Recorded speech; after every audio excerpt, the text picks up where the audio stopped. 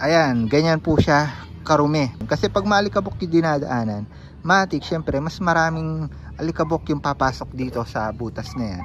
Kung maalaga kayo sa motor at alam mo yung DIY, ayan, mas okay yun. Hawakan natin dito. Oil. Nakakapasok na alikabok. Kaya no, kahit itodo ko yung daliri natin, wala, di ba? Yun, at lumubog. Tapos dun pa lang po natin siya ika-clockwise. So welcome po sa ating unang raw vlog. Raw vlog po ito kasi medyo raw siya, wala masyadong edit. At ngayon pag-uusapan lang natin yung about sa air filter, itong bagong ADB natin. So nabili lang natin siya last 2 weeks ago. So medyo bago-bago pa. Chinecheck pa natin yung mga ibang parts. Pero ngayon uunahin na po natin i-check yung ating air filter. So nandito yan yung air filter natin. Sa mga hindi nakakaalam, nasa loob ng airbox. So ayan, binidyo ko na rin to para masamahan nyo ako sa pag-check kung paano nga ba malalaman if marumi na, kailangan na siyang palitan. Also kung ano yung pwedeng alternative na pwede natin ipalit kung sakali mang bibili tayo ng bagong air filter. Kasi alam naman natin yung genuine, napakamahal po niyan. Nagre-range po ng nasa 600 sa ADB, tapos sa Click nasa 400, mga ganon. So medyo mahal po siya. Ngayon may kumakalat na alternative na medyo mura at nakita ko na gusto naman siya kasi kahit yung mga sikat na motovlogger katulad ni Sir Mel is pinopromote po yung ganong klaseng air filter. So ayun guys, sa pagbubukas nito, syempre may mga tornilyo po yan na nandito. Ayan. Pero bago yun pala, ayan, kung makikita nyo, medyo baha sa amin, no? Kakatapos lang kasi ng bagyo dito. So kung kaya naman hindi po tayo maagawa ng mga medyo technical na vlog, at naisip ko yung raw vlog na to is makakatulong sa akin para makapag-upload pa rin regularly dito sa channel, kasi medyo mahirap gumawa ng mga video na sobrang critical yung editing. So ito medyo raw vlog lang, at para na rin ma-experience nyo kung paano nga ba tayo mag-vlog na parang typical lang, nasa normal way lang ng pananalita, or parang kwentuhan lang, kasi baka gusto nyo makilala pa yung personality natin na hindi masyadong super edited yung video. Also sa mga vlog natin hindi ko pinapakita yung mukha ko, ano. So yun, para sa mga hindi nakakalam, yung air filter yung nagsasala ng hangin papunta sa ating mga makina, kasi kailangan yan ng malinis na hangin at gasolina na rin para mag-function ng maayos. So yung air filter natin is nakakatulong para salain yung hangin na papasok sa makina. So dito sa loob ng airbox natin, nandyan yung air filter. So papasok dito yung hangin. Siyempre hindi naman 100% marumi yung or malinis yung hangin. So may part pa rin na may alikabok yan, kahit pa konti-konti, at sasalain nung air filter sa loob. So buksan lang natin tong airbox para makita natin itong air filter natin. So usually nasa 10 hanggang 12 tornilyo yung tornilyuhan dyan. So gamit lang tayo ng Phillips guys. Buksan natin yan. So time-lapse ko na lang to para mabilis. Sa pagbubukas wala namang special technique, no, pero sa pagsasara or paghigpit ng tornilyo, may tuturo akong tips sa inyo para hindi po siya lumuwag or masira yung thread. At katagalan is parang mapapasukan na siya ng tubig. Yung kasi nagiging problema ng ilan, nasisira yung thread, at kung kaya naman lumuluwag at napapasukan na ng tubig sa loob. Kaya naman matik, kahit na madalas ka magpalit ng air filter, dumudumi agad. So buksan lang natin to. Meron dito sa ADB 1, 2, 3, 4, 5, 6, 7, 8. Ayan, nasa 8. By the way pala, si Scarlett natin is nandyan, nabaha rin, no. Ayan, no, kung makikita nyo, baha dito guys. Putikan sa amin dahil medyo probinsya yung vibes dito. Ayan, kung makikita nyo, medyo may dadaanan talagang lupa. So binabalutan ko lang si Scarlett natin. May silong naman, also dito may silong. So nagawa natin ng silong yan. And may space talaga ako na parkingan, which is dun sa taas, sa katabi ng kotse. At kaso walang gate dun. So kung kaya naman hindi ko siya pinapark dun, medyo delicate. Tapos may isa pa akong parkingan dito. Ito alternative parkingan lang po natin yan sa motor natin, lalo na dalawa na yung motor natin ulit. So may silong po siya. Also ayan, hindi po siya nauulanan dahil tinatakpan din po natin siya. Ayan, para nakikita nyo rin po yung normal na buhay natin bilang motovlogger, para ma-feel nyo rin po na normal na tao lang din po tayo. So ayan, tanggalin lang natin to, tapos balikan ko kayo. Natanggal na natin yung mga tornilyo, pwede na natin baklasin itong airbox cover natin. And by the way pala, bago natin buksan, nasa 6,000 kilometers odo or 6K odo at 6 months na po yung tanda ng ating mga motor. At by the way, kaya nahirapan ako sa letter F guys, is nilagyan ng calcium ipin ko dito. So at saka na-brace tayo. Kung kaya naman, kung mapapansin nyo yung S natin is bulol. Ngayon lang naman yan guys. So yun, hirap na hirap ako sa S. So yan, 6K odo, tas puro 6 pa no. 6K odo, 6,000 kilometers. So ito na yung dumi niya. Usually kasi sa ano natin, sa tawag dito, doon po sa ating mga manual, makita po natin doon na nasa 12K odo or 15 kung di ako nagkakamali, bago po natin siya palitan. So ito 6K odo, ayan, ganyan po siya karumi. So paano po ba natin malalaman na palitin na po yan yung ating mga air filter?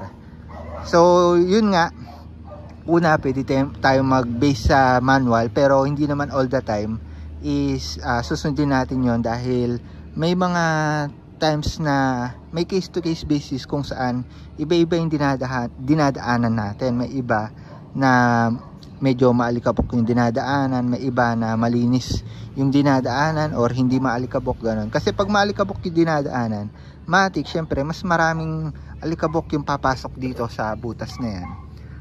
Tapos mas shoot yan dito sa butas, tapos shoot yan dito, papasok yan, diretso po yan dito. So hindi siya rekta, no, kasi yung hangin papasok yan at papasok pa dito. So parang liliko pa yung hangin. Ang purpose niyan is para hindi mapasukan ng tubig. Kasi imagine niyo na lang kung wala tong tube na to, tapos yung direction ng tube ng butas is diretso sa air filter, papasukan ng tubig. So hangin lang talaga yung makakapasok dito. At kung shushutan natin ng hose diyan, hindi naman siya agad mababasa. Kasi nga tube muna yung dadaanan yan, may harang dito. Yun. So ganon. So kung makikita nyo sa case natin, may mga pakonti-konting alikabok, no? 6K odo, 6,000 kilometers. May mga pakonti-konti katulad yan. Ngayon, ang pinaka ano natin dyan, pinaka hint natin na palitin na po yan is kapag wala na tayong nakikitang green part. Kasi yung pinaka kulay po ng air filter natin pagbago is light green po siya. Buong yan, light green po yung makikita natin, which is parang ganito. Para makita nyo rin yung bago. Pakita ko sa screen. Pero ito, nakikita nyo, may mga part pa siya na light green. Hindi pa siya ganito. Kasi pag ganyan na buo, yung kulay niyan, palitin na. Or kahit na hindi pa buo, basta maaninag natin na puro alikabok na yan, palitin na talaga yon. Pero ako, yun yung pinaka ano ko. May part pa na light green kapag medyo ganito na yung kulay. Kahit ganito lang, medyo parang pa-dark na green, palitin na yan. So yun yung senyales natin. Ito, pwede pa po yan kasi may mga part pa kung saan pwedeng dumikit yung mga alikabok na nakukuha ng motor natin or ng air filter natin. Kasi itong air filter natin, sa mga hindi nakakalam, papel po yung type po niyan. Sa papel po siya gawa, paper type, at may halong konting langis or pandikit para dun po didikit yung alikabok. So ngayon, ano po yung way para hindi po ma-prevent po natin na dumumi po agad yung ating mga air filter? Una, syempre, iwasan natin na, kung may iwasan lang naman hanggat maaari, iwasan natin dumaan sa sobrang alikabok, sa mga lupa-lupa, lalo na kung mahaba pa yung tatahakin yung alikabok. Talagang ano, parang ilang gamitan lang, puno agad yan. Di tulad kapag dumadaan ka sa asfalto, sa konkretong daan, is, di ba, wala namang masyadong alikabok doon. Kung may alikabok man, konti lang. So yun, hanggat maaari, iwasang dumaan sa malikabok na lugar. Pangalawa naman po, kapag naglilinis tayo ng motor, kahit na may harang po yan, sakit kasi iba yung ano eh, pag tinutok talaga dito, papasok shoot siya dito. Buti na lang ito sa mga 160 nga, nagbago yung design eh. Though may ano naman yan, no? Dito lalabas yung tubig, by the way. wag po nating papasukan ng hose dito kahit anong mangyari, kasi tatalamsik pa rin yan, may part na tatalamsik yan. Also, wag natin ilulusong sa baha na aabot hanggang dito sa air filter. Actually, kahit hanggang dito nga lang sa CVT, wag na natin ilulusong. Pero yun, tandaan lang natin na yung pinaka ano lang, wag natin siyang, iwasan natin siya mabasa, kasi pag nabasa yan, titigas yung papel. Alam naman natin yung papel kapag nabasa is parang magko-close yung mga mini pores niya, super liit na pores. So kung kaya naman mawawa effect na po yung kakayahan niyang mag-filter. Also kapag basa yung air filter, mabilis kakapit yung alikabok, kasi pag ano yan, medyo wet lang ng konti, may part pa na ano yan, nakakalusot yung alikabok, kumbaga dudulas pa, hihiwalay pa, ganon, matatagtag pa, mga ganong bagay. So yun lang naman yung mga kailangan nating iwasan para dumumi siya agad. Ngayon sa case naman, syempre di talaga natin maiwasan na paunti-unting dudumihan katulad nito. Ako sa tagal kong nagpapalit-palit ng air filter, yung una kong ina-advise pagpag pero wag dapat hanginan yan, ayan, wag hanginan ng hangin, na hindi ng hindi ng tubig, sa bagay hanginan nga wag hahanginan, kasi mas lalong babaon yung mga alikabok po dyan, mas lalo silang didikit, kaya naman hindi rin sila matatanggal. By the way, mas magiging intact lang sila. Mas okay na mas loose yung alikabok, doon nakadikit sila, medyo loose po sila, hindi po sila sobrang kapit ng kapit katulad niya, medyo loose pa yung alikabok dyan At also, wag niyong babrasan ng brush, yung pang pintura, huwag niyong babrasan, didikit din yon. So yung na-advise ko dito, sa tagal kong nagpapalit-palit ng air filter, nag-observe nito, huwag na lang po siyang galawin, huwag po siyang pagpagan, huwag po siyang punasan, huwag po siyang brasan. Stay still nyo na lang, yan yung pinaka best na gawin para sa air filter. At ang mas best pa, mas iwasan na lang po natin sa alikabok, hirap sa iwasan na lang po natin sa alikabok para hindi po siya agad dumumi. Yun po yung pinaka best way.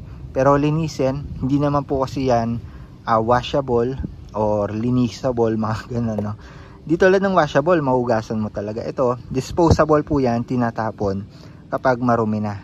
At yung advice po natin, wag na po natin siya pagpagan, wag brasan, wag hanginan, stay still nyo na lang, wala na kayong magagawa. Ganyan na po talaga karumihan. So hintayin nyo na lang na mapuno yung mga alikabok bago nyo palitan. Pero sa case na to, pwede pa to guys, yung ganyang karuming air filter sa ating mga motor. So yan, ano yung gagawin natin para isa pang pwede natin gawin para ma-lessen pa yung pagkadumi nito or agad dumumi. Kung makikita nyo, may mga nakakalusot na alikabok na dumidikit sa gilid-gilid, pati dito, ayan, di ba?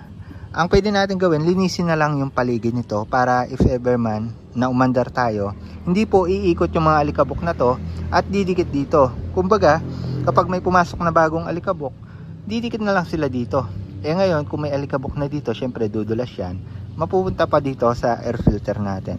Kaya naman, ayun, advice natin kung magme-maintain kayo ng air filter, linisin nyo na lang yung paligid, huwag nyong pagpagan, huwag nyong brasan, mas lalo lang lalala. Stay still na lang po para ganun pa rin po yung kakayahan niya mag-filter. Maganda pa rin. Kasi kung titingnan natin dito, ayun, may mga dumi, alikabok. So advice na lang natin, punasan lang natin yan. So yun, pati yung loob. By the way, dito pala sa loob or pagtanggal nito sa mga 160 na cc ng Honda na scooter, meron pa siyang another na tornilyuhan dito. Isa, dalawa, tatlo. So para matanggal po yung pinaka air filter po natin. Pero sa click, pag natanggal mo na ito, mababaklas mo na agad to pero dito hindi. So yan, tanggalin lang natin to guys. Tatlo lang yan. Tanggal na natin tatlong tornilyo. Saan ko ba ito nanggal? Isa dito, isa dito, isa dito, tatlo. Ito yan, halos same lang naman nitong sa cover box. Pero ako, hiniwalay ko na. Kasi mas okay na yun, hindi nagpapalit-palit yung mga tornilyo. Pero yung mga dito, okay lang na magpalit-palit ng tornilyo, magkapalit-palit ng pesto. Kasi same-same lang naman sila. So yun, tanggal na to, di ba? Dito na tayo, natanggal na rin natin tatlo. Matatanggal na natin to. Ayan. Ito pala yung binabanggit ko sa inyo kanina. Kapag medyo lumuwag or na-lost thread yung mga tornilyo nyo, nag-loose, dito papasok yung tubig sa gitna. At pwedeng dumalo yan dito. So importante, mamaya tuturo ko sa inyo kung paano higpitan ng maayos yung tornilyo natin dyan. Matatanggal na po natin to. Kung makikita nyo sa paligid, may mga dumi. So yan, kagaya ng sabi ko kanina, yan lang yung i-maintain natin or lilinisin natin. And dito may langis galing sa breather natin yan. Di ko lang sure kung sobra sa langis tong motor na to kasi bago pa sa akin. Yan, dito tumutulo yan, tas diretso. Siguro pag-usapan natin next time. Tulo yan dito papunta sa breather hose tube. Yun yung purpose yan, may video naman tayo dyan eh. Yun, yung ililinisin ko dito yung paligid para hindi po siya lumipad-lipad at dumikit pa sa air filter natin. So paano natin gagawin yon? Meron po tayo ditong basang-basahan. Basa lang hindi yung sobrang basa. Meron po tayo ditong tiyong basahan. So alam nyo na po siguro yung gagawin natin dyan. So yung basang-basahan, para matanggal po yung mga alikabok. Huwag po natin siyang hugasan. Hindi po natin siya pwedeng hugasan, linisin. Kasi nga, papel po yan. Tsaka disposable. So pupunasan lang natin paligid. Ingatan natin na matamaan to. Itong part na to na papel, punasan lang natin yan para malinis po yung buong paligid. Kasama na po itong airbox natin. Ayan dito. Ayan, kahit hindi natin masyadong kita pero may mga alikabok po yan. At pagkatapos nun, syempre, ayan, pati ito linisin na rin natin. Pagkatapos nun, punasan natin ng tuyong basahan para nang sa gayon matuyo po siya, hindi po siya maiwanang basa. Also, pag ginamit po natin yung motor, hindi po tumalsik dito yung mga patak-patak ng tubig.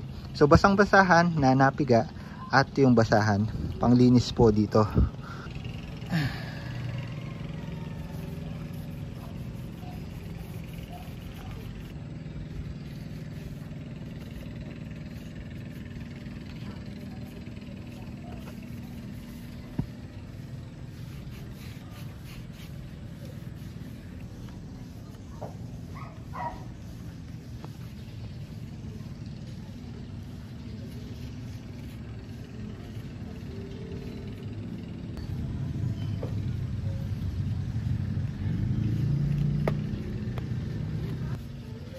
Diba? Kahit pa paano nakakapasok pa rin yung alikabok kahit nasa saradong part na to ayun, sa mga sulok-sulok.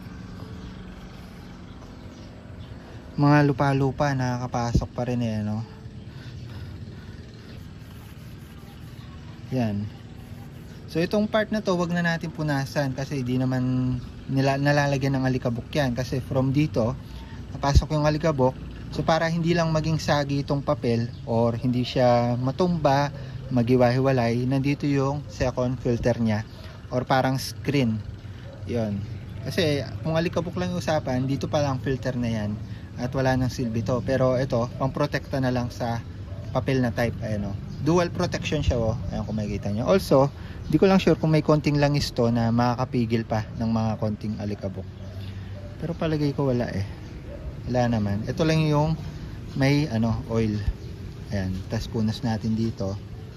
Oil oil yan guys, ang oil nya, hindi yan tubig, oil kasi tuyo yung kamay ko, tuyo natin kamay natin, hawakan natin dito, oil, lagkit. Diyan natin malalaman na genuine to. Also may nasulat na Honda, genuine, stock na stock pa tong air filter na to, 6K Odo. Tsaka nakakuha ko to sa owner, all stock pa. Hindi pa siya na PMS ng sobra kasi nasa 6K Odo. Batang bata pa, wala pang kailangang i-PMS dito. So okay na tayo dito. Punta na tayo dito sa kabila natin. Ayan, dito, itong labas marumi pero linisan na din natin yan. Pero unahin natin tong loob. Ayan mga dumi. Ayan, para hindi na siya umikot-ikot sa loob natin. Ayan, ganyan lang guys, maglinis. Di naman sobrang komplikado. Ayan, pag DIY talaga or lang, syempre minsan nga mas okay pa DIY kasi mas mas nabibigyan natin pansin yung mga detalye, yung mga sulok-sulok. Ayan, tapos hindi tayo burara. Di bali na lang kung burara tayo sa sariling motor natin. Pero yun, kung maalaga kayo sa motor at alam mo yung DIY, ayan, mas okay yun. Mas malilinis nyo na maayos yung motor nyo, mas madedetalye nyo. Ayan, yung mga simpleng ganyan hindi na kailangan dalhin sa sa mga motor shop. Also, hindi naman sila nagse-service na ganito. O, pa-maintain ko yung air filter ko. Hindi naman nila pupunasan ng ganyan yan 'Di ba? Ang re-recommend sa'yo, palit ka na ng air filter. Tapos palit ka ng bola. Dadamay pa yung bola, nananahimik no. 6K odo pa lang. Sasabihin may kanto na kahit wala pa. Yung mga ganun. Pero ito, next natin titingnan dito is yung CVT. Kasi 6K odo na rin, hindi natin alam. At nakalimutan ko rin tanong kung na CVT cleaning. Pero try ko tanong through chat. Or kung napapanood nyo man po ito sa mga first owner, kasi binigay ko rin YouTube channel ko, comment po kayo kung nalinis nyo na yung CVT nito. Hindi ko kasi alam kasi kung nalinis na, baka paabutin ko pa ng 10K odo bago ko buksan muna. Kasi hindi pa ako magpapalit ng mga CVT set gusto ko munang i-appreciate yung nito, stock configuration. Ayoko muna magpalit. Tsaka also, pag nagpalit tayo ng CVT, nagbukas tayo ng CVT matic, may mababago dyan sa gas, konsumo ng gas. Di bali sana kung nilinis lang, pero kung nagpalit tayo, palit tayo kahit isang bola lang or yung timbang ng bola, talagang wala na. Maano na yung gas consumption. Pinaka best gas consumption yan or tipid na gas is yung stock configuration. Ayan, ayun kung makikita nyo dito, daming dumi, di ba? Ayun mga sulok-sulok guys. Yan yung kailangan natin linisin. Siguro 3K odo, no?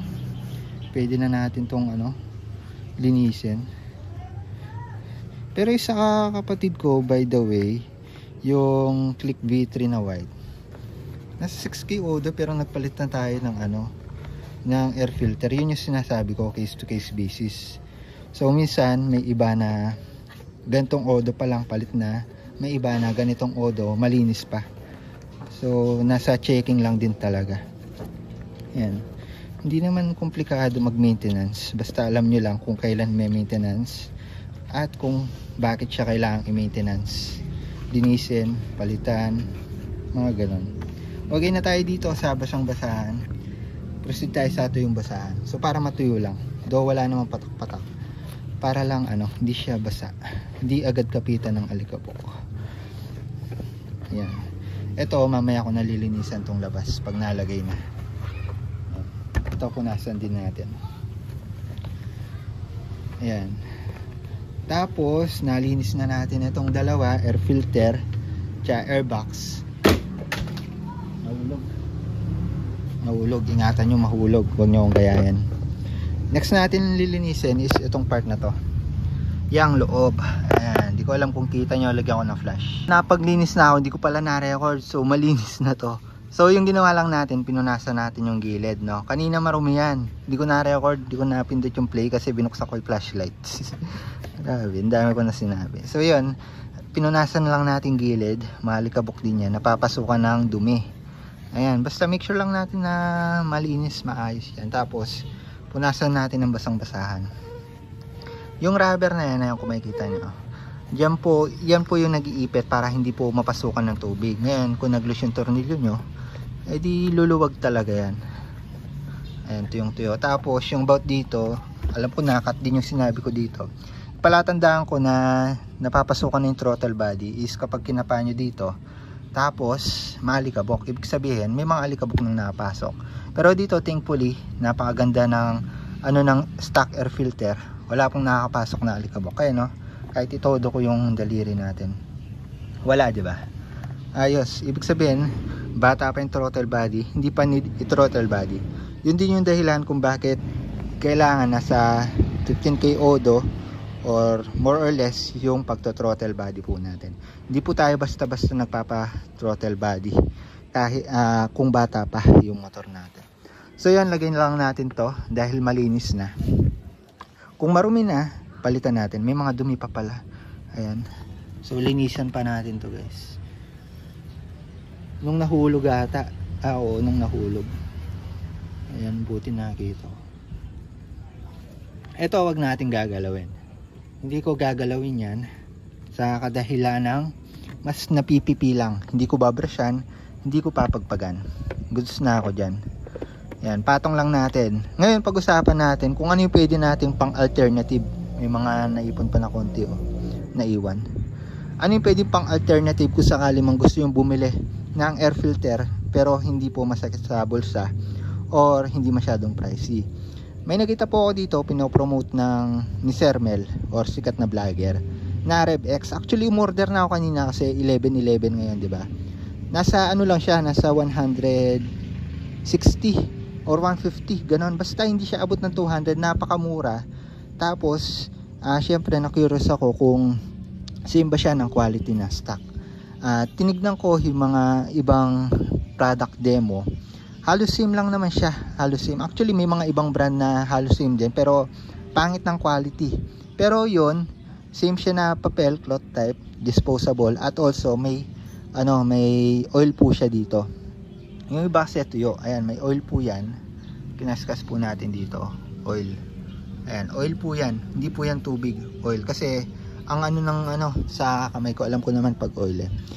Yun, yung item na yun, RevX na air filter. Pwede siya sa Click, sa Honda, sa Yamaha. Mas mura siya ng, basta yun, napakamura niya lang. Nasa 200 yung RevX, pero yung stock na genuine nasa 600. So times 3 yung minahal.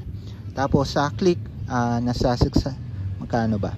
400 data yung genuine. Tapos doon nasa 100 lang yung RevX. So yun, ako nag-check out na ako actually. Hindi pa dumarating. Actually yun sana ko content ko, pag dumating papalitan ko sana, pero yun sinilip lang natin at pinakita ko sa inyo na goods pa to. So if ever man may re-recommend ako na mura na brand kung saan makakabili po ng alternative na air filter, pwede po yun. Maglalagay po ng link sa description kung saan po natin mabibili, para po if ever hindi na po kayo gumastos ng sobrang laki kapag nagpapalit po kayo ng air filter. So pag dumating yung sa akin, ide-demo ko rin po sa inyo, papakita ko rin po sa inyo yung difference tsaka yung pinagkaiba niya from dito sa stock na air filter natin. Ito yung tsura niya guys, and para may idea din kayo, or pwede nyo i-click yung description, at also tignan nyo rin yung reviews sa TikTok, sa Shopee, para makita nyo po yung sinasabi ko na mas murang air filter para sa ating mga motor. So all goods na ito, may mga nakikita lang na conscious ako dito sa mga liit-liit pero hindi nakakapit yan. May napunasan naman natin na over conscious ako, yung pangit tignan pero importante nalinis naman. Ayun, pagkatapos nyan ilalagay na natin tong cover po natin, is ito. Tapos lalagay po natin ito, huwag po natin kalimutan to. Ayan. So ito dito yan, nalinis na rin natin. May mga lang, konti-konting dumi So kung medyo over conscious kayo, kayang-kaya nyo pang linisan yan kung marami kayong time So tayo, goods na to, all goods na to. Importante nalinis natin yung mga parts na medyo makakapal na. So balik lang natin to dito sa ating mga motor.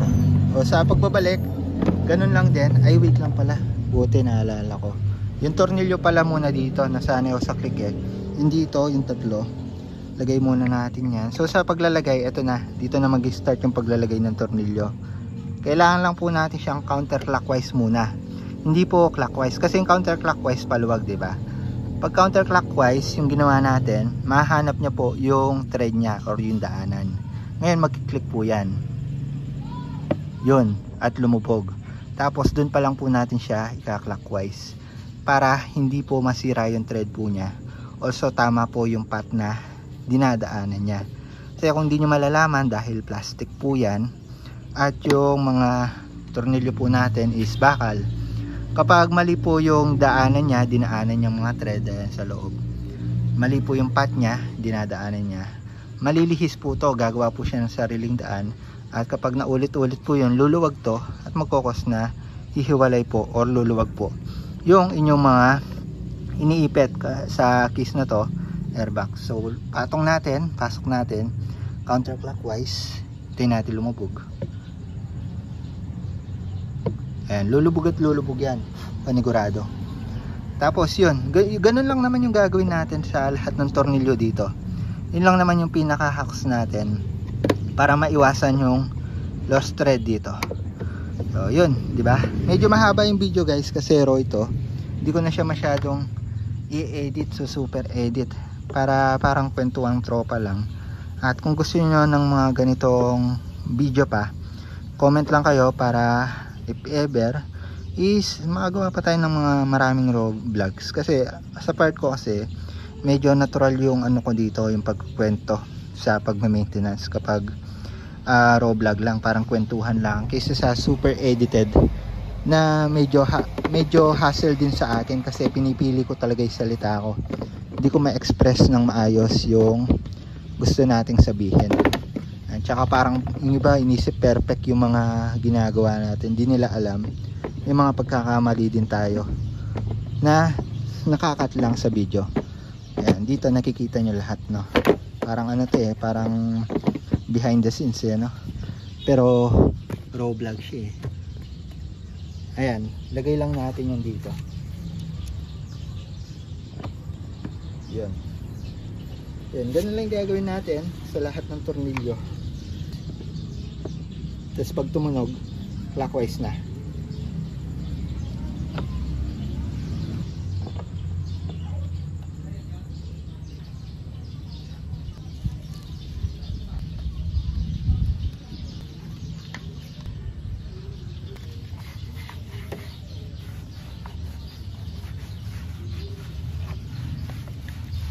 So yun, okay na tayo sa air filter natin. So kung gusto nyo makahabol sa sale ngayon dahil 11/11, gusto nyo sabayan mag check out, pwede nyo click yung description, check nyo yung laman dyan at piliin nyo yung air filter na para sa inyo. Piliin nyo kung anong motor yung motor nyo, yun yung air filter nyo. Pero may ibang air filter na same tulad ng Flick 160, ADB 160, Flick version 2, version 3. So yun, at makikita nyo malinis na. At yun yung pwede nyo gawing pag-check sa inyong mga air filter at pag-maintenance. Lamok yata to, lamok nga. Pag-maintenance, para kung sakali man nakita nyo na sobrang dumi na, pwede na kayo magpalit ng air filter na hindi masakit sa inyong mga bulsa. So yun, i-review din natin yung na-order natin dito pag dumating, yung RevX air filter. So yun lang muna para sa video na ito. Medyo raw vlog to, expect nyo mahaba. Comment kayo kung gusto nyo pa ng mga ganitong raw vlog lang, kung medyo chill lang para sa inyo na panoorin yung ganitong video, mas okay sa inyo compared sa super perfect na video na super edited din. Mas okay din sa akin kasi pag mga ganitong natural lang, pero experiment lang tayo guys. So yun lang para sa video na ito. The more adventure, the more you know. Bye bye. Air filter, checking ng air filter, murang air filter. Bye bye.